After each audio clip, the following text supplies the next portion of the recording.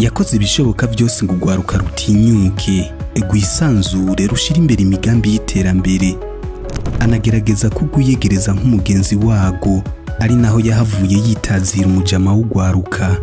Uwo si uwundi ni nyakubahwa umukuru w'igihugu cy'u Burundi Evariste Ndayishimiye batazira neva. Reka ndabaramutse kandi nizere ko mumeze neza. Nitwa Didman Pro, kaze mu kiganiro X News kuri Restage. Ndakwibutsa gufyonda subscribe dukomeze kubaka umuryango wagutse. Uyu munsi turava gato mu muziki, ariko nkuko mubizi turaguma hahandi nyene mu iterambere ry'urwaruka. Imbere yuko tuduga ku nkuru y'uno munsi, ndakwibutse ko tubafitiye udupira twiza cyane twanditse ko amajambo meza atandukanye muri design zikorwa na Restage Creative. Mu gihe ikigo Paeje cari kiramutse gishira ku mugaragaro ibikorwa caranguye mu myaka inirangiye gitanguye gushigikira imigambi y'urwaruka, abubahwa batandukanye bitabiriye ivyo birori, harimo n'umukuru w'igihugu Evariste Ndayishimiye.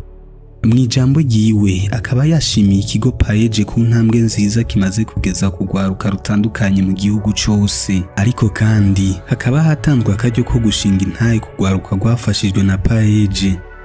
Umwe mu bamenyesha makuru bakurikiranwa cyane ku rubuga rw'Umukubito akaba yafashe ijambo arashimira cyane umukuru w'igihugu hamwe n'ikigo Paeje, ekaranashinga intahe ku byo amaze kubona mu ntara zitandukanye, ahavuga ko urwaruka rwakuye amaboko mu mpuzu rurakora ku rugero rudasanzwe.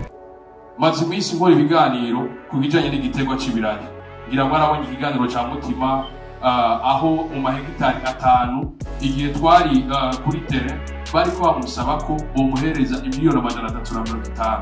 Je twari kumwe icabona mwiyumvire bantu b'Imana, imiliyoni 350 mwisuka imwe, murumva ko ari ikintu gikomeye cyane. Mu mezi 3 murumva ko ari ikintu gikomeye cyane. Maze iminsi nja mu ba ruguru aho ubona ko hari urwaruka tutakishizeye bimwe byo kuvuga ngo muranterekera umwana ngaha, ukabona ko araba impano hama karaba uko ashobora kuyiteza imbere. Ibyo byose byaje mu gihe uyu muvyeyi yaza, kuko abandi bose baza bumva ngo ko tuzinanye unakunura abaho umunsi ukamenga n'umuntu batereka ngaha hama akije byakuramo. Rero nyene icubahiro nukuri amanota nari kubaha 100% kuva munsi, ariko reka ndabogere 150, murafise na 50 arenga ko kuva mushika kuri kwimana.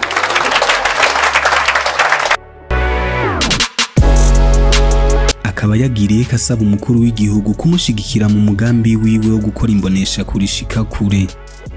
Tubibutse ko uyu mumenyesha makuru yabaye umujene wa mbere yigeze guhabwa ikiganiro mu mwaka uheze n'uyu mukuru w'igihugu nyene kuri channel y'Umukubito, kimwe mu vyatangaje benshi kuko bibaza ko bidashoboka. Tukaba twifashishije amasanamu y'ikinyamakuru Irebe. Rero nyine icubahiro nagoma sabe badukundiye, natwe twari dufise umugambi muri Paeje, twarumvise ko n'amamedia nayo nyene yashikira uno mwaka, twarawanditse neza, nimba hari aho bodukebura bazorayo badukebure, ariko batushigikire kuko twifuza kwerekana no guhimiriza no kubandanya twereka ishusho yiza y'igihugu, kuko harabaza Burundi ukutariko haro n'abarundi bicaraho umenga ntibikunda, mu gihe abandi bariko bariteza imbere.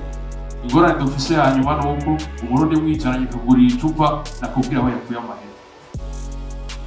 Mbega nawe hari iki kigo Paeje coba kimaze kugufasha? Niba utaracitura ubu bitegekanya. Mbega nigikomaze kwigira ku mukuru w'igihugu Evariste Ndayishimiye mu bijanye no kwitunganiriza imigambi?